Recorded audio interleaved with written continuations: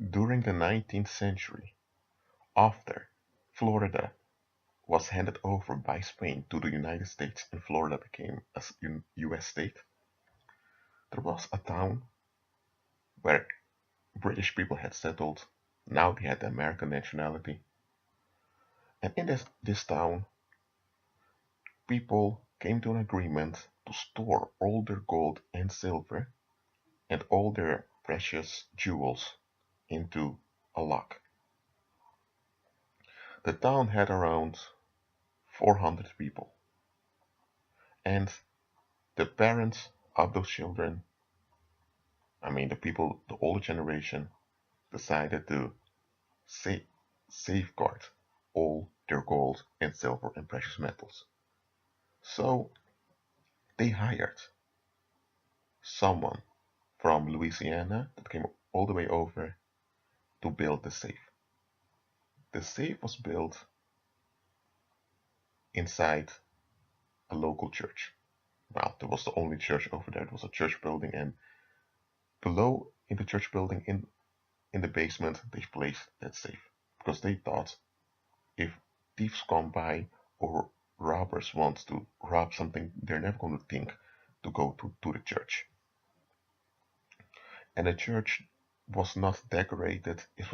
The church looked a bit ugly and a bit old. They did this on purpose in order to repel people from going to that church. Why? Because they thought if the building repels people, if the building looks so ugly and so old, we're going to think, man, that place looks haunted. We're not going to look over there. So all the gold, silver, and precious jewels were placed in a safe and placed in the basement of the church. Now that generation of older people died. The younger generation had their own children, and from the people in the new generation, from those children who were now adults and had their own families, less than 30% of them knew about this safe. So two of them had the keys to the safe, and they went and they saw that the safe was still full. So also they began to put their precious metals and all and their precious belongings into that safe because they thought the secret is safe. And there were other people in town that also migrants that came that also wanted to store their gold, and they thought they're going to the bank. But the bank, well, they kept everything in that safe. So people thought that they would leave their gold and their silver and their precious things at the bank, but it really went to that safe in the church. And so around the 1860s, kind of, there was this criminal that came into town. He was from Cuba. Cuba was still Spanish territory, and that the guy thought Florida has been taken over, has been robbed from Spain. So let's see what the Americans did. And the guy saw that American towns were far better equipped than the Spanish ones on Cuba. The guy came into this town and he noticed that the people in town, they looked wealthy. People, the clothes they were wearing looked quite expensive. The streets were clean. So it looked like an impressive town. So the thief now thought, okay, where can I rob? And the thief saw the bank and he was considering to rob the bank. He had a gun, he had enough munition, he had a mask with him, he had a horse, a very fast horse. So he thought, man, I can do this. Then suddenly his cousin arrives. His cousin is considered an amateur criminal. He spent around 4 years in jail for shoplifting. And then let's say that this cousin's name is Andres and the original thief is Jose. Now Jose told Andres, dude, what are you doing here? Then Andres told him, I'm here to help you, man. And then Jose said, Andres, you spent 4 years in jail because you didn't wash out. Then Andres told Jose, Jose, don't worry, I've learned while I was in jail. I can help you, what's the plan? Then Jose, who knew that it had no use to send Andres away, told his cousin, I want to rob that bank over there. And then Andres looks at the bank, and Andres also looks around, and Andres tells him, Uncle, we're not going to rob that bank. Then Jose asks him why. Andres, who was quite young, Andres was only 19,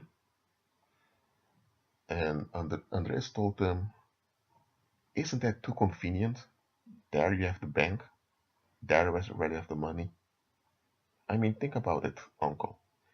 If people want to store their gold and their precious belongings, would they make it so obvious? There's a bank. If you want to rob, come and rob it. Then when Jose thought about it, Jose thought, man, you're telling the truth. So Andres began to walk around town. Andres spoke fluent English. So he was walking around and he saw this old building, this church building. But he noticed that the building looked quite old, but it wasn't old. I mean, in Cuba there were many abandoned church buildings that became haunted. So Andres was familiar with it. So Andres had experience with recognizing an abandoned building from a building that was still in use. And he saw that this church building was not abandoned, but it looked abandoned. So he noticed something was wrong here. So one day, Andres and Jose just attended church over there. There was this preacher that every Sunday he would held a service, but only 5 or 6 people would attend the service. Others wouldn't come. And then Andres was thinking, this is a bit weird. There's a church here, but nobody attends it. Then Jose told him, well, that's because it looks so old. Later that week, I mean, when the new week started, they found out that there was a theater building that served as a church on Sundays, and that everyone went over there. So now they were thinking, so we have this old church building, or so-called old church building. Only a few people attend it, some elderly people, and most people go to church in that theater. Okay, it's a bit weird, but maybe that's the way Americans operate. So Andres told Jose, we need to check this building, this church building. And then Jose was thinking, Andres, you're wasting our time. Andres told them, trust me, uncle, we need to check this building. So a week passed by after the church service, again attended by elderly people. They remained on the property, and at night they began to search through the church, and they found out that there was a basement. And when they went through the basement with candles, they found a safe. Now, Andres, who broke out of jail, he broke out of jail in Cuba, and the people didn't bother to lock him up again.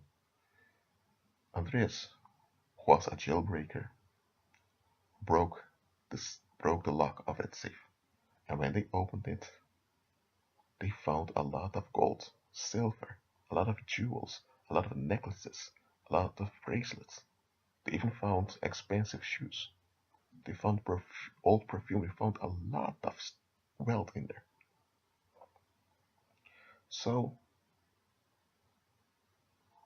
they picked up their bags that they had with them and put all of that in. And they went with it to the hotel they were staying at. The next 3 nights, they did the same thing. Within 4 nights, the whole safe was empty. They didn't take all of it at once because it would draw attention. They did it little by little. And suddenly, they left town. They took a ship towards Spain. They didn't went to Cuba, they went to Spain. Because they knew that if they arrived at Cuba with all those bags at the harbor, the authorities would ask them where you get what's in all those bags. They knew that the authorities in Spain itself were a bit relaxed. They could fake saying they were merchants. So they did. They arrived in Spain and, well, nobody asked any questions. But then, about 10 years later, in that town in Florida, there was this guy from India. India was a British colony at the time that arrived in Florida, and he wanted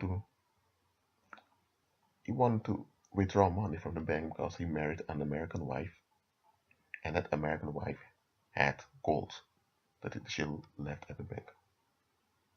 So the Indian husband wanted to withdraw money,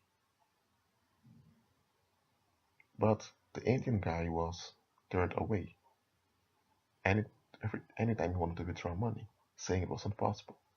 So more civilians began to ask why it's impossible to withdraw money.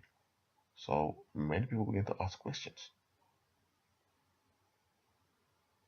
And it was after a while that many civilians began to notice that something wasn't right. One day, the governor of Florida came with some police officers to inspect the bank. And they found out that the gold that was in the bank was fake gold. It was just a metal with yellow paint. When you put light on it, it appears like gold, but it's not gold at all. It's cheap metal with yellow paint, and the governor found out it was a scam. So the employees of the bank were arrested, and he had to tell the truth. And then they said, well, the bank owner saves everything in a safe at that old church over there. So the governor and the police officers went to that church, but they found out that the safe was open and it was empty, and there were spider webs everywhere. It was then that the news that it got through to people. People came to terms that they were robbed. They didn't knew they were robbed for a decade. It was when a foreigner that married a local wanted to withdraw money and began to ask questions. It's then that people began to notice that things didn't add up. Now, this parable is a detailed one. It's a long one, but I wanted to point something out to you. A real thief, an experienced thief, is not coming to you with a gun in his hand or in her hand, because there are also women that rob. They don't come with a gun in their hand, and tell you, give up the purse. Now that happens. You have old school, unexperienced criminals that do that. True criminals are not going to do that. True criminals are not going to use brute force openly against you to get things quickly, because they know it will backfire. Smooth criminals, as the now deceased Michael Jackson used to say, smooth criminals. I mean, that's how Michael Jackson called them in his song, Smooth Criminal. You know, many of you listen to songs, but you don't look for the meaning of the lyrics. But okay, a smooth criminal will look around, will evaluate the environment. He will look at the bigger picture of what's going on in town. He will observe the town or the situation a while, and he will make notes. He or she will make notes. So that when they make their move, you don't even notice they've made their move. And once they got what they were after, they leave suddenly. They don't leave immediately once they got what they wanted. They wait for a while and then suddenly they're gone.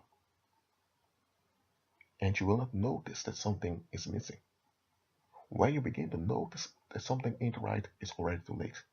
The smooth criminal is kilometers, miles away. And you know what? That's how it goes in the spiritual also. Satan and his minions, they are smooth criminals. Yes, they are. There are lower demons, those small demonic entities that are brute, like brute criminals. And a lot of people think that those small entities that use brute force, that they are the big demons that you need to look out for, that you need to cast them out. And a lot of people and deliverance ministries focus on them. No, no, no. Those are just the errand boys in the demonic realm. The real um, dangerous entities, they are smooth criminals. Doesn't the New Testament tell you that Satan transforms himself? Or better said, that Satan masquerades as an angel of light? Doesn't the New Testament warn you that you shouldn't marvel if Satan's ministers, that means those other demons, masquerades as ministers of righteousness? So this should be common knowledge to you. Look, when Christ talked about his second coming, he said, I come like a thief. Now, why would Christ associate himself with that label, thief? He was not promoting theft. He was putting something out to you. Christ is smart. If he would tell you in advance the date he would return, the enemy would be well prepared and the enemy could plan out safely what he wanted to do. But because the enemy is not aware when he will return, the enemy is in torment day and night, and the enemy is paranoid and in a rush. And it is for the advantage of his people that nobody knows the day nor the hour that he will return. So what do we learn from Christ's attitude? When you're dealing with smooth criminals, you need to understand how smooth criminals think. You need to understand how smooth criminals operate. Now, you should not become obsessed with smooth criminals. Just understand they are around and don't be deceived by those raw, brute, small criminals that are obvious. No, the smooth ones are the ones you need to. Okay, I'm going to close with this. If you want to invade a country, the worst thing for you to do is arrive with ships and with an army, with a flag, and demand surrender. People are going to resist, they are prepared, and even if you would gain the territory, it would only be short-lived. A way to secure an annexation for a long period of time is when you annex and invade a territory unseen. Look, just gain understanding.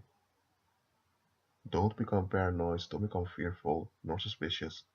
Agree with Christ, walk by faith, and don't rely upon your own understanding. That being said, be at peace.